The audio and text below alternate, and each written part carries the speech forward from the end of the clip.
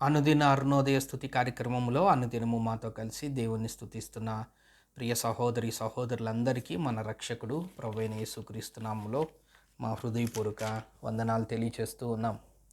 నేటి ఉదయకాలమందు మన స్తుతి అంశం పాముల వలె వివేకులై ఉండుడి. మత్తయి సువార్త 10వ అధ్యాయం 16వ వచనాన్ని చదువుకుందాం.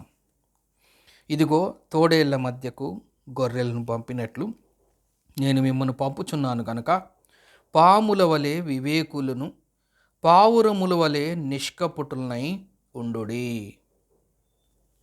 ప్రియ సహోదరి సహోదరులారా, యేసు ప్రభువారు ఈ లోకంలో జీవించినప్పుడు ఆయన అనేక బోధలు చేశారు. అందులో కొన్ని మాటలు దేవుడు కొన్ని ఆజ్ఞల రూపంలో తను నమ్ముకున్న శిష్యులకి, తను నమ్ముకున్న బిడ్డలకి ఆయన కొన్ని ఆజ్ఞలు చెప్పాడు, లేదంటే కొన్ని బోధలు చేశాడు, లేదంటే జీవితంలో ఇలా ఉండాలని తెలియచేశాడు. అందులో ఒక మాట దేవుడు తన శిష్యులకి, లేదంటే తన ప్రసంగాల్లో, తన బోధల్లో, లేదంటే అప్పుడు కాలంలోనే కాదు కానీ ఇప్పుడున్న మనకు కూడా దేవుడు మనల్ని ఆశిస్తుంది, మన దగ్గర నుంచి ఆయన కోరుకుంటుంది, లేదంటే మనం ఈ లోకంలో ఏ విధంగా జీవించాలో ఆయన కోరుకుంటుంది. ఏంటంటే పాముల వలె వివేకులై ఉండుడి అనే మాటని మనం జ్ఞాపకం చేసుకుంటూ ఉన్నాం.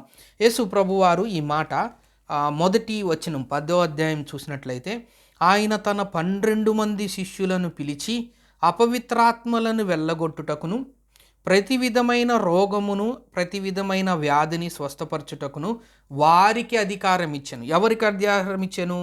ఆ 12 మంది శిష్యులను పిలిచి యేసు ప్రభు వారు తాను ఏర్పాటు చేసుకున్న 12 మంది శిష్యులను ఆయన దగ్గరికి పిలిచి ఆయనకి కొంత అధికారాన్ని అనుగ్రహించాడు. ఏ అధికారాన్ని అనుగ్రహించాడంటే అపవిత్రాత్మలను వెళ్ళగొట్టడానికి, ప్రతి విధమైన రోగమును ప్రతి విధమైన వ్యాధిని స్వస్థపరచడానికి శిష్యులకు కొన్ని అధికారాలు ఇచ్చాడు. ఆయన మాత్రమే కాదు కానీ ఆయన ఈ లోకంలో ఉన్నప్పుడు కుంటివారికి కాళ్ళు ఇచ్చారు, గుడ్డివారికి చూపిచ్చారు, పక్షవాయువు గల వారిని లేపారు, చనిపోయిన వారిని తిరిగి లేచారు, అనేక చాంద్ర రోగం కలిగిన వాళ్ళు లేపారు, సముద్రాన్ని గద్దించాడు. ఎన్నో మహిమలు కదా ఆయన చేసిన మహా అద్భుత కార్యములు అనేకం ఉన్నాయి.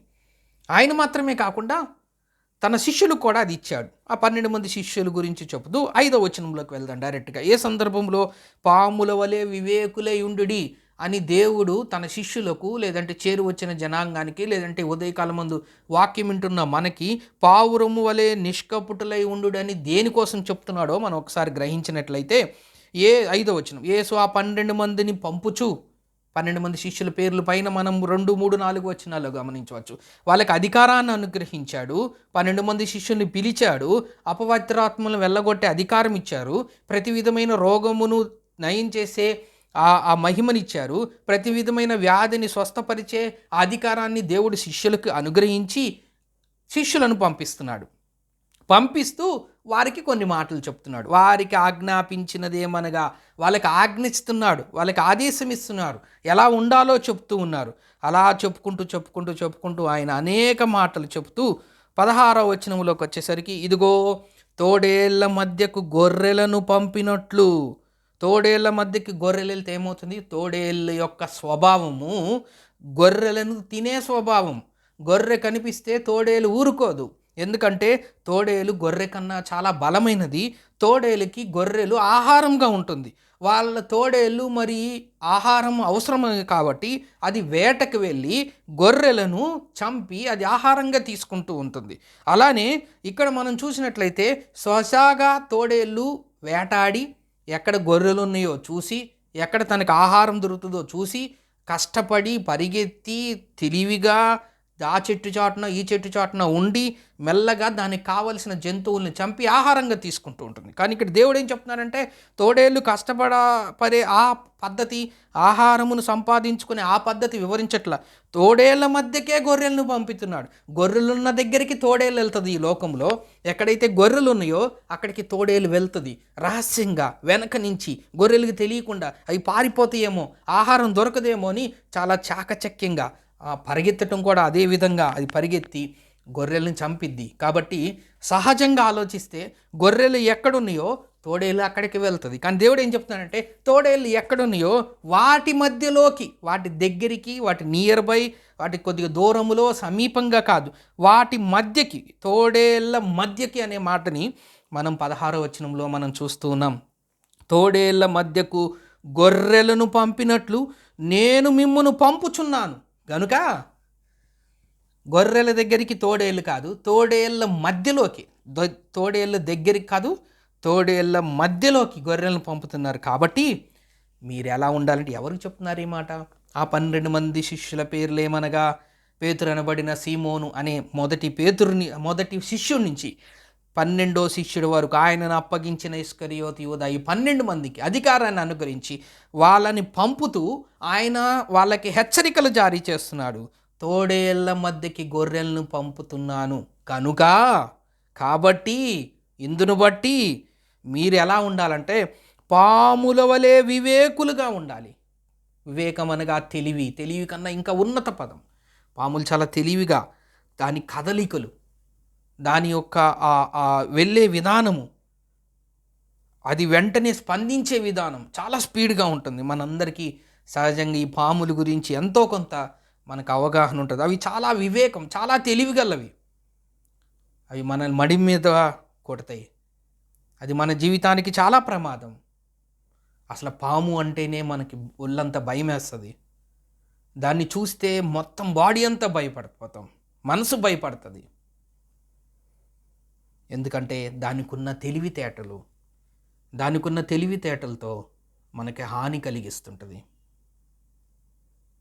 పాముల వలె వివేకులుగా ఉండాలి అంటే పాముకి ఎంత తెలివితేటలు ఉన్నాయో అలాంటి తెలివితేటలు కలిగి ఉండాలని దేవుడు కోరుకుంటున్నాడు. ఈ తోడేళ్ళు ఏంటంటే, ఈ లోకంలో మనం జీవిస్తుండగా ప్రభువు రక్తంలో కడగబడి ఆయన ఈ లోకానికి వచ్చి కలువరి సిలువలో తన ప్రాణాన్ని అర్పించి తిరిగి లేచి ఆయన ఆరోహణమయ్యాడు. ఆయన నమ్ముకున్న బిడ్డలమైన మనం ఆయన రక్తములో కడగబడి పరిశుద్ధులుగా చేర్చబడి నీతిమంతులంగా చేర్చబడి సంఘంగా కట్టిన తర్వాత మళ్ళీ మనము లోకములోనే ఉండాలి, ఈ పాపం దగ్గరే ఉండాలి, సాతాను దగ్గరే ఉండాలి.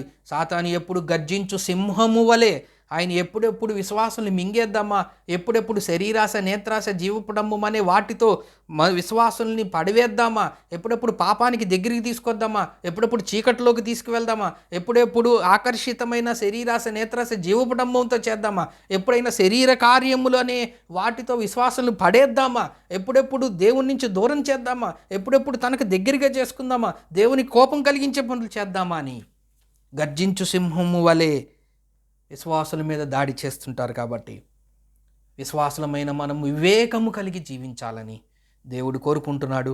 ప్రభు దయ వల్ల ఈ ఉదయకాలం మందు వాక్యం వింటున్నాం. మనం కూడా సాతాను ఉచ్చుల్లో మనం పడిపోకుండా, తోడేళ్ళు లాంటి శరీర క్రియలు, సాతాను సంబంధమైన క్రియలు దేవుడు మనల్ని కాపాడుతూ ఆ సాతాను బంధకముల్లో, తోడేళ్ళు లాంటి సాతాను ఉచ్చుల్లో మనం పడకుండా దేవుని వాక్యం అనే వివేకంతో మనం నడుచుకునే స్థితిలో మనల్ని ఉంచినందుకు ఈ ఉదయకాలమందు మన రక్షకుడైన యేసుక్రీస్తు వారిని మనం స్తుతించబద్ధులమై ఉన్నాం. దేవుడి కొన్ని లేఖన భాగంలో మన కొరకు దీవించునుగాక.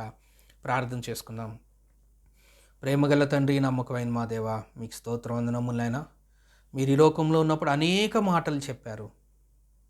అందులో తోడేళ్ల మధ్యకి మిమ్మల్ని పంపుచున్నాను కాబట్టి పాముల వలె వివేకం కలిగి ఉండమన్నారు.